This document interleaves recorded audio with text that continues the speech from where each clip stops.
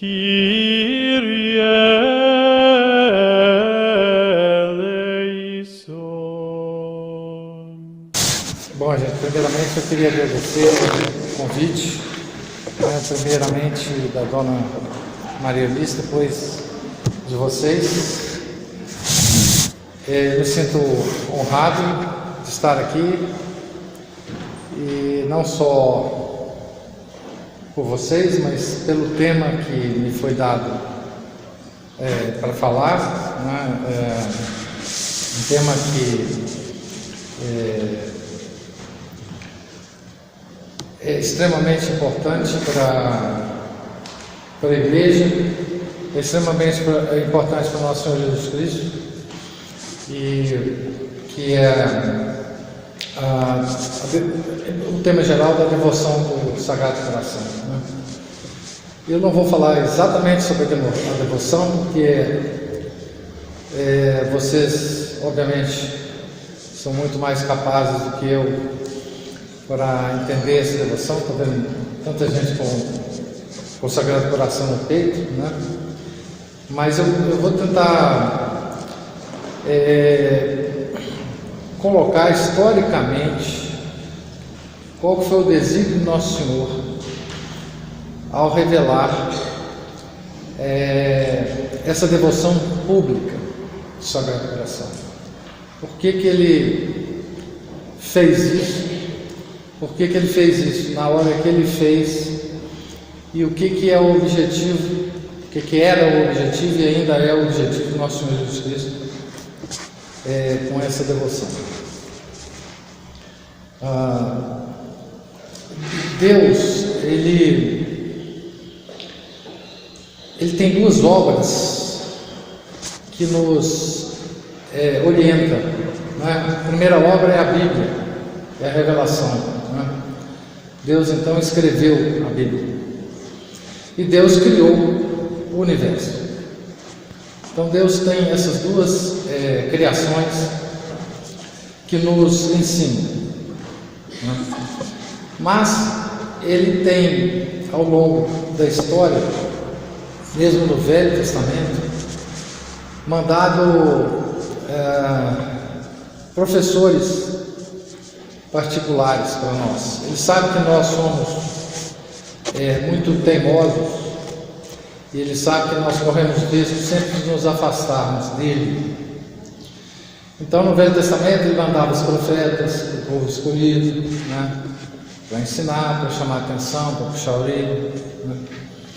E depois mandou o seu próprio Filho, que morreu por nós na cruz.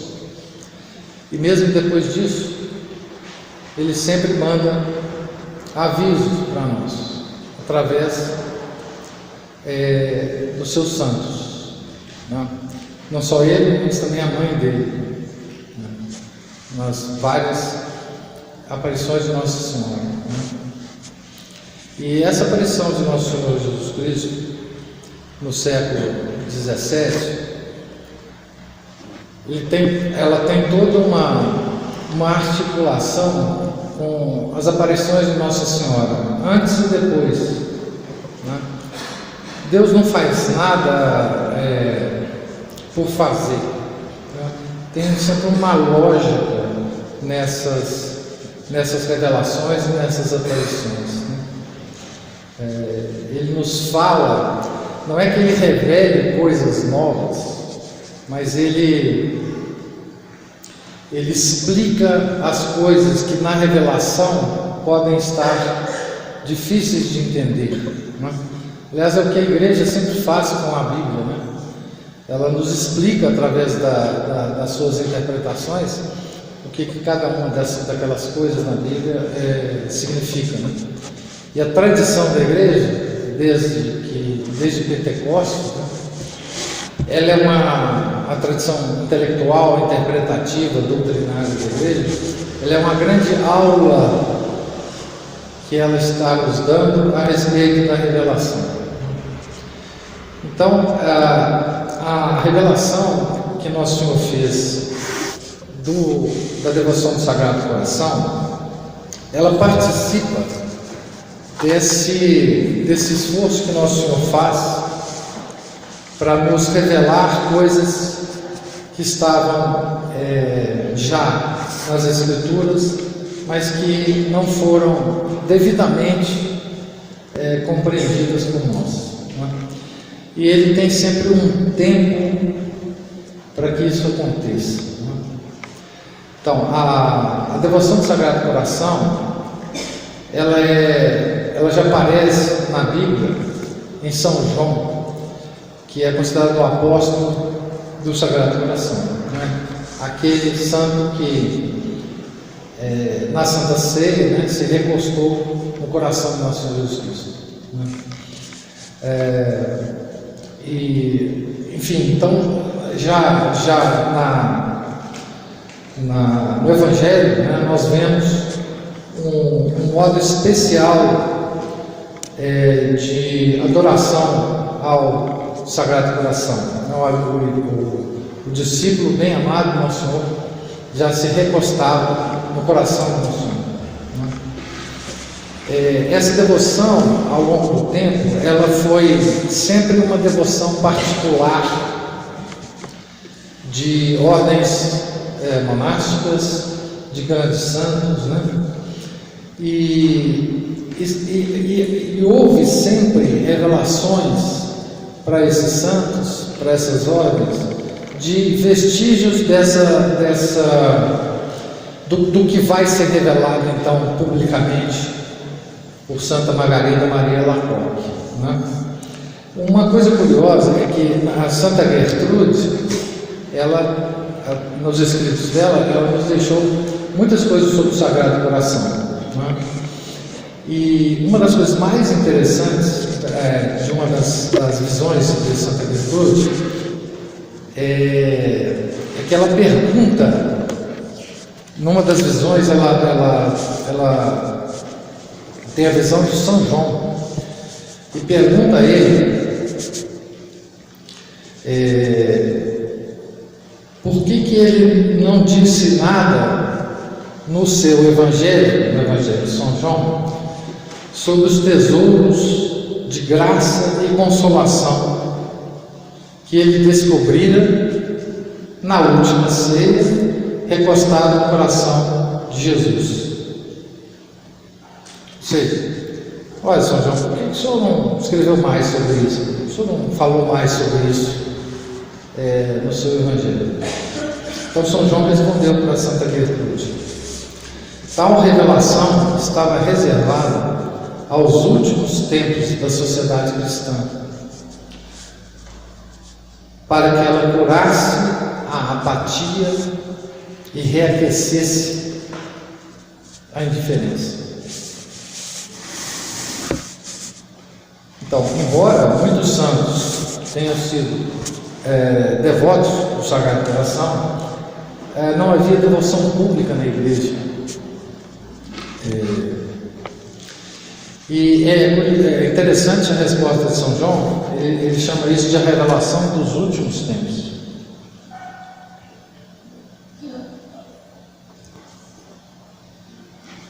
Então,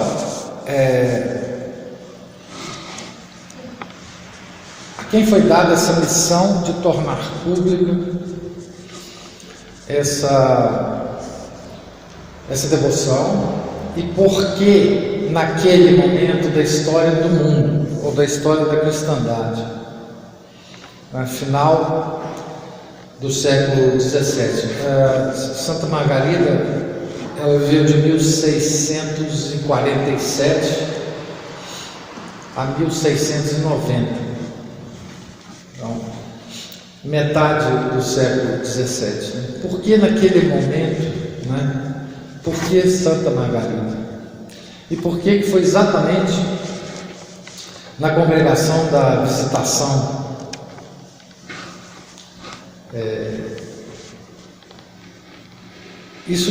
Tudo isso tem uma explicação, né? Eu vou tentar passar para vocês aqui uma explicação, digamos assim, que os biólogos da Santa Margarida, teólogos, padres, bispos, etc.,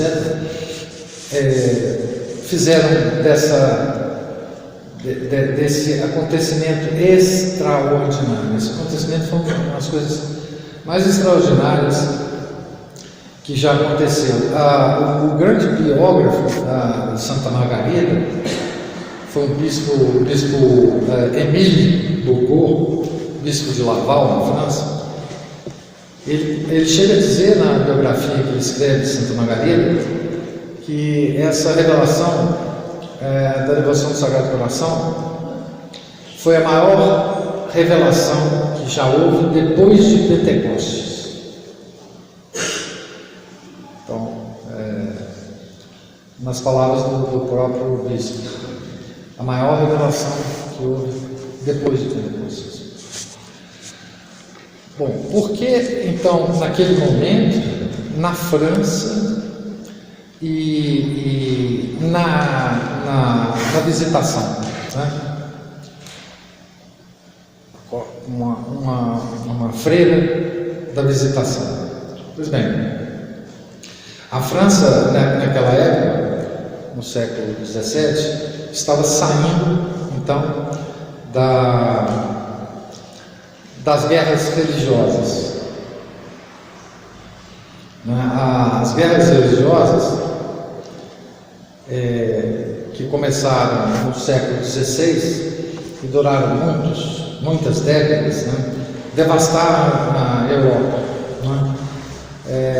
Devastaram em recursos humanos, em recursos financeiros, e essas guerras nasceram justamente pela revolta de Lutero contra a Igreja e o estabelecimento do protestantismo. Foi a ruptura da cristandade, né, até aquele momento. E essa ruptura doutrinária foi seguida de guerras físicas, né, de armas, né, não só na França, mas na Europa como um todo, na Alemanha, depois na Inglaterra, na Holanda, na Bélgica. Toda a Europa, digamos, cristã foi engolfada então nessa guerra. Então, nesse momento, segunda metade do século XVII, a Europa estava saindo dessas guerras, totalmente destruídas do ponto de vista físico e moral, né? A guerra não trouxe como fruto a reunião da cristandade e começava então a se cristalizar, né, a divisão que ficou para sempre entre católicos e protestantes. A segunda coisa é que a igreja estava sendo varrida por uma heresia, uma heresia muito deletéria, chamada jansenismo. E esse jansenismo era uma espécie de calvinismo dentro da igreja. Ele afastava as pessoas da comunhão, afastava as pessoas do nosso Senhor Jesus Cristo sacramentado, porque ele propugnava que só quem tivesse uma contrição perfeita e fosse praticamente um santo podia comungar. Então, diante desse temor das pessoas comungarem, não sendo santos, porque ninguém se considera santo, pelo menos nenhum católico se considera santo, as pessoas passaram a se afastar da comunhão.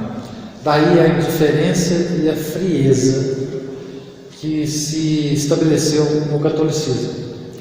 Essa heresia foi muito importante porque teve um polo na França de difusão dessa heresia. Foi condenada por vários papas, etc. Mas nessa época ela estava ainda com muita influência dentro do catolicismo francês. Por que a França? Por que tanta importância para a França? A França, ela sempre foi considerada pela Igreja a filha primogênita da Igreja. Ou seja, foi o primeiro grande grande país ou grande nação, né, que foi totalmente convertida pelo cristianismo. E a partir da França, o cristianismo, o catolicismo se expandiu pelo mundo, pela Europa e depois pelo mundo, né? Então a França sempre teve uma importância muito grande para a igreja, né? Para vocês terem uma ideia, né, a própria aparição de Nosso Senhor aqui na França, as aparições do século XIX de Nossa Senhora foram várias na França, né? Então a França sempre foi um país central em defesa do catolicismo. Infelizmente hoje a gente vê o que está acontecendo com a França, mas na época era isso. Por que a visitação, né? Por que Nosso Senhor escolheu a ordem da visitação como uma ordem religiosa que receberia através de uma das suas freiras essa revelação? Essa ordem foi criada por São Francisco de Sales e Santa Maria de Chantal, Santa Joana de Chantal, que foi discípula do São Francisco de Sales. E São Francisco de Sales, numa correspondência que ele troca com a Santa Joana de Chantal, ele afirma para ela que a ordem da visitação era a ordem do Sagrado Coração de Jesus. Especificamente isso, né? Então, ele diz que o Salvador, uma das frases dessa carta é assim: o Salvador, ao morrer, nos dá a luz, ou nos faz nascer pela abertura de seu Sagrado Coração. Abertura da flecha, né? Então, essa escolha, né, de Nosso Senhor certamente tem a ver com essa devoção particular que essa ordem já tinha ao Sagrado Coração, né? Nosso Senhor, às vezes, ele usa de ordens religiosas para propagar devoções. Por exemplo, a devoção do terço, do rosário, foi propagada na Idade Média pela ordem dos dominicanos, né? Nossa Senhora revelou São Domingos as bênçãos do rosário, e foi São Domingos, através da ordem dominicana, que propagou essa devoção a toda a igreja, né? Já no século XII.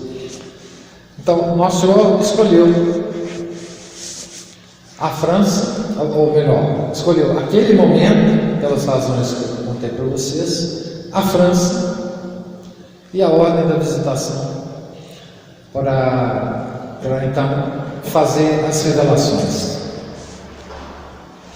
Bom, e ele escolheu uma santa extraordinária.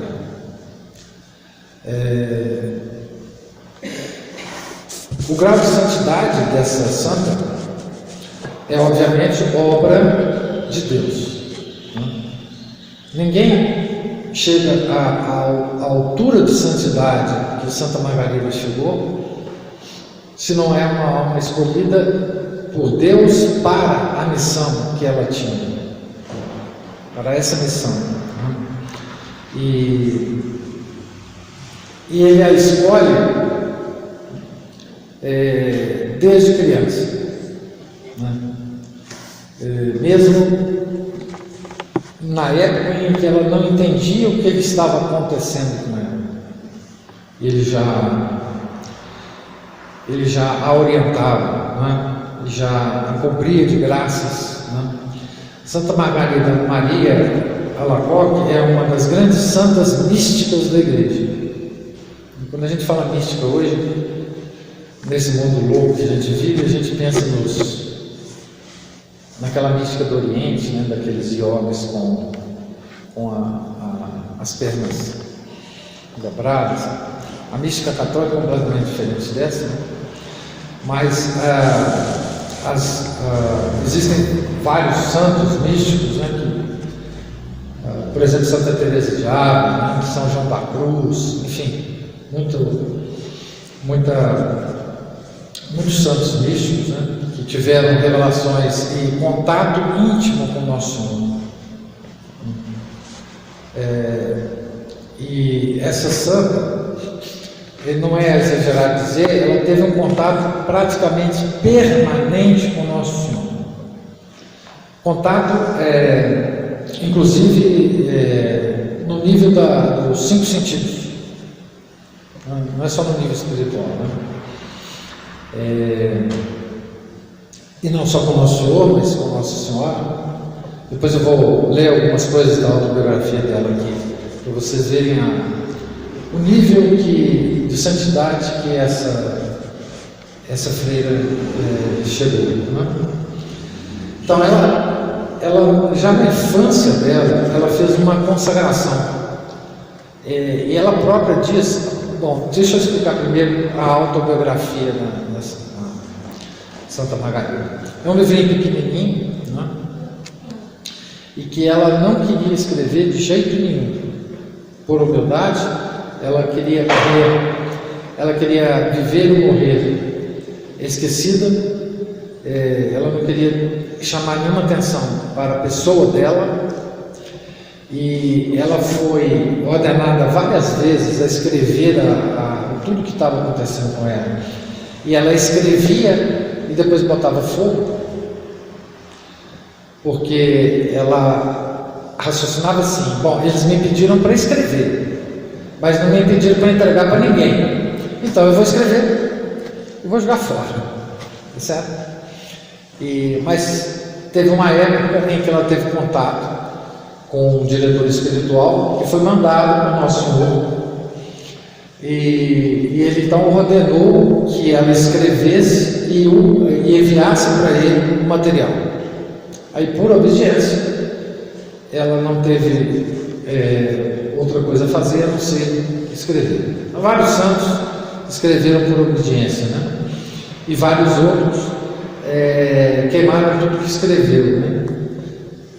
Por exemplo, São Tomás de Aquino queria queimar tudo que ele tinha escrito, a fabulosa obra dele, quando ele teve uma visão do céu. E o São Tomás não conseguiu, porque um discípulo dele evitou que ele queimasse toda a obra. São Felipe Neri queimou tudo que ele tinha escrito antes de morrer, né? Então, esse conseguiu, infelizmente. Então, Santa Margarida tentou, mas por obediência ao diretor espiritual, então ela teve que manter. E é uma joia da espiritualidade católica, uma joia da mística católica, essa autobiografia. Eu recomendo a todos que leiam isso. É um livrinho muito pequenininho, e vocês vão ver a altura que essa alma chegou na sua intimidade com Deus, né? Ela dizia que Nosso Senhor fazia mimos com ela. Então, a falta de palavras que ela tinha, né, para com Nosso Senhor, né? Para as coisas que aconteciam com ela, né? Então, ela fez uma profissão em 1672, portanto ela estava com 15 anos, mais ou menos, e ela diz o seguinte, deixa eu ver se eu encontro aqui as palavras dela.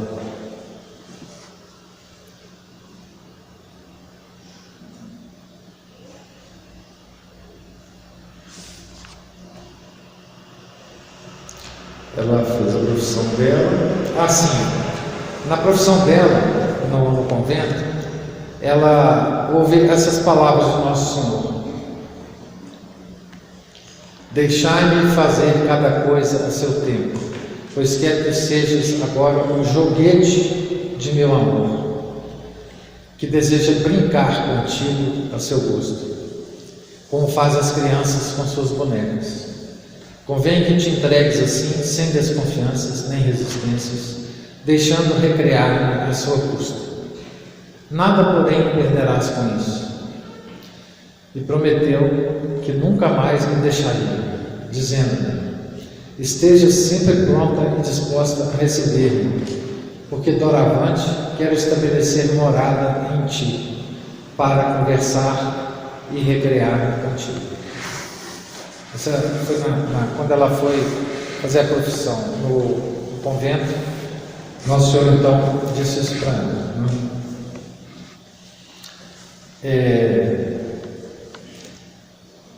Nessa autobiografia, ela conta várias coisas, mas tem outras que ela se cala. E ela se cala em muitas delas, porque ela diz que não tem palavras para descrever o que Nosso Senhor estava fazendo nela.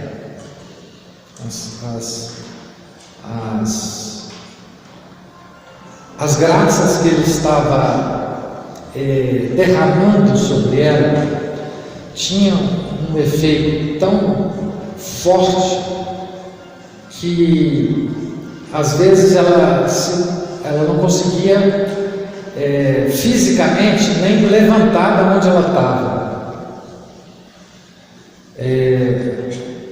Há passagens aqui que ela fica tão fraca fisicamente, depois de visões, de revelações, que ela fica 2, 3 semanas na enfermaria do mosteiro. Então a altura que a alma dela sobe, essas operações da graça de Deus na alma humana, elas, em vários santos, elas têm esse efeito de esgotar todas as energias físicas da pessoa, né? Ela de fato fica exausta, né? Vou ler mais um trecho aqui para vocês terem ideia de quem é Santa Margarida Maria Alacoque. Veja a quem que ela então recebe, a que altura ela ascende essa santa. Como Nosso Senhor continuasse dando-me suas graças, recebi outra incomparável. Durante um desmaio, as 3 pessoas da Santíssima Trindade apareceram e me fizeram sentir grandes consolações. Não consigo explicar o que então se passou. Digo apenas que me pareceu que o Pai Eterno, apresentando-me uma grossíssima cruz, toda coberta de espinhos, com todos os instrumentos da paixão, me disse: toma, minha filha, faço-te o mesmo presente que fiz ao meu amado filho. E eu disse: meu Senhor Jesus Cristo, pregar-te-ei nela como me pregaram a mim, e far-te-ei fiel companhia. E a terceira daquelas adoráveis pessoas disse-me que ela era só amor e me consumiria nele, purificando-me. Minha alma ficou numa paz e alegria indizíveis, porque a impressão que as pessoas divinas nela deixaram nunca mais se apagou. Apareceram-me sob a forma de 3 jovens, vestidos de branco, todos resplandecentes de luz, da mesma idade, estatura e beleza. Só mais tarde compreendi os grandes sofrimentos que isso significaria para mim. Ou seja, aqui a Santíssima Trindade aparece para ela, o Pai prevendo para ela que os sofrimentos dela seriam semelhantes aos sofrimentos do filho dele, o filho garantindo que ficaria com ela por todo esse sofrimento, e o Espírito Santo dizendo que, à medida que isso fosse acontecendo, ele, o Espírito Santo, ia purificando-a. Então vocês vejam que essa alma, ela voou muito alto, muito alto. Isso tudo num processo de anos, até que as revelações foram feitas, né? Até que as revelações foram feitas. Só mais um trechinho aqui. Sim, quando tudo isso estava acontecendo com a Santa Margarida, as pessoas no convento, a própria superiora do convento, as colegas dela no convento, não puderam deixar de notar, né, que, por exemplo, ela ia assistir a missa, depois da missa ela ficava ajoelhada, imóvel, diante do sacrário, por exemplo, 8 horas. As pessoas, as colegas iam dormir, etc. Quando chegava lá para o dia seguinte, a missa, no dia seguinte, encontrava ela na mesma posição, né? Isso então foi causando um certo desconforto para o convento, né? E nesses casos, desses grandes místicos, né, a primeira coisa que a igreja faz, e é uma coisa muito saudável, é ficar preocupada da fonte desses fenômenos, né? Essa fonte é Deus ou é o demônio, né? Então ela própria, a Santa Margarida, ficava muito preocupada com isso, né? Então essa dúvida teria que ser resolvida antes de Nosso Senhor fazer as grandes revelações. Portanto, Nosso Senhor mandou um enviado dele lá no convento para, como diretor espiritual, tranquilizar não só a Santa Margarida a respeito do Espírito que movia todas essas manifestações, que era o Espírito de Deus, que era o Nosso Senhor mesmo que estava aparecendo para ela, que ela não devia se preocupar, mas também tranquilizar a superiora do convento. Olha, não precisa preocupar não, é isso mesmo, ela é uma alma escolhida, etc, etc. Esse padre é o padre Claude Colombier. Ele hoje é santo da igreja também, e ele então chegou no convento e, através de várias sessões de direção espiritual, tranquilizou então a Santa Margarida e a superiora. Pois bem, depois esse padre morreu antes da Santa Margarida, e a Santa Margarida, logo depois da morte dele, lá no convento onde ela estava, em Barré, eles estavam organizando então a missa, né, e tinha uma freira lá pedindo a todos que rezassem pela alma dele, etc, etc. E Santa Margarida falou assim: não precisa rezar por ele mais não. Ele agora está em condição de rezar por nós. Ele já está no céu. E revelou mais uma coisa interessante, que ele teve que pagar uma dívida muito pequena que ele tinha. Então ele não entrou no céu entre a hora que ele morreu e a hora que o corpo dele foi sepultado. No momento que o corpo dele foi sepultado, ele entrou então no céu. Provavelmente ficou então no purgatório.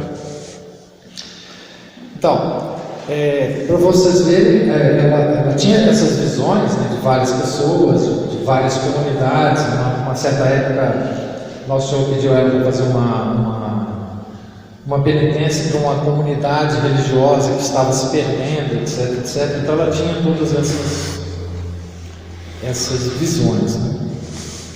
Então eu até aqui só quis que vocês percebessem a alma que foi escolhido por Deus para fazer a revelação que Deus guardou desde o Evangelho de São João para os últimos tempos, para os tempos que fossem necessários para que essa devoção pública pudesse reacender, né, o fogo do amor de Deus nos nossos corações, né? Uma época em que a igreja já tivesse fria, já tivesse indiferente e digamos assim, em perigo de perder as almas, né? Certo? Então, até as revelações e depois as consequências da revelação, isso ninguém sabia disso, obviamente, né? Só a comunidade dela, o padre lá no Mulher, com o Lombier e as superiores, certo? Então, a primeira revelação, esse contato íntimo com o Nosso Senhor, ela sempre teve, né? E nosso Senhor orientava essa alma a cada vez mais se purificar, né? Para estar à altura da missão que Deus tinha dado para ela, que era da revelação, dessa devoção pública. Então, as revelações ocorreram em 1673,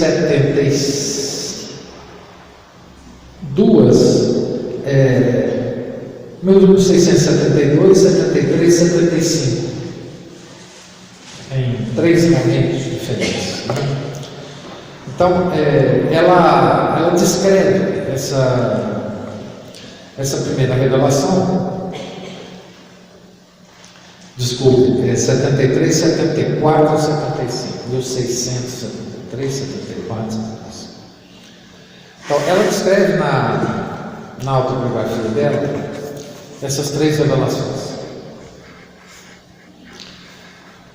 Eu vou ler um pouco a introdução, depois a revelação em si, para vocês terem uma ideia.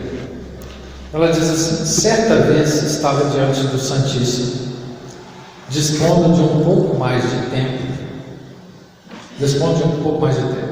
Encontrara-me tão fortemente possuída pela divina presença que me esqueci de mim mesmo e do lugar em que estava. Entreguei-me então ao Divino Espírito, pondo meu coração à mercê da força do seu amor. Fez-me repousar por longo tempo no seu divino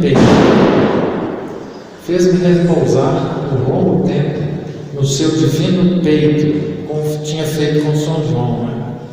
E note que dia que foi essa revelação. Essa revelação foi dia 27 de dezembro, exatamente o dia de São João, né? Ali me revelou as maravilhas de seu amor e os segredos insondáveis de seu sagrado coração, que tinha conservado escondidos até aquele momento em que nos abriu pela primeira vez, mas de modo tão real e sensível que não deixou lugar para nenhuma dúvida, pelos efeitos que essa graça produziu em mim. E foi do seguinte modo, segundo o meu parecer: ele me disse: o meu divino coração está abrasado de amor para com os homens, e em particular para contigo.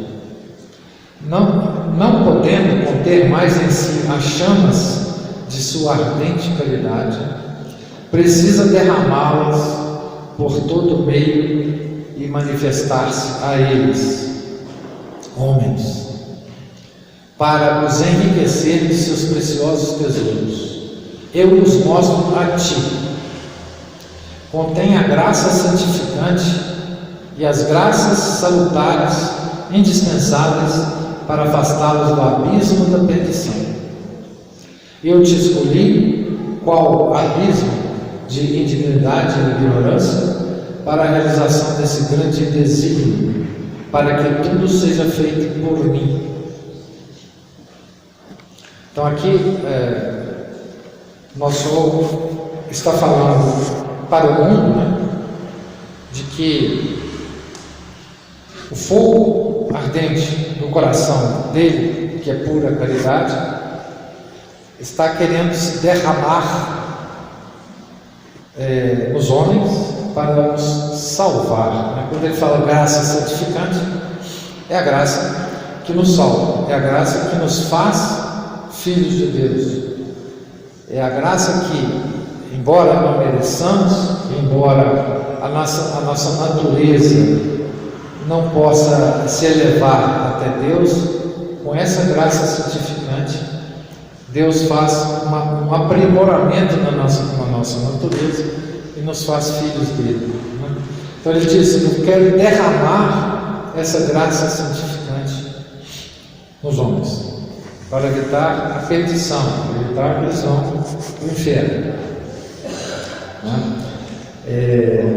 Depois pedi o meu coração dela e roguei-lhe que o tomasse, o que ele fez, e o colocou em seu adorável coração. Pegou o coração de Santa Margarida, colocou junto.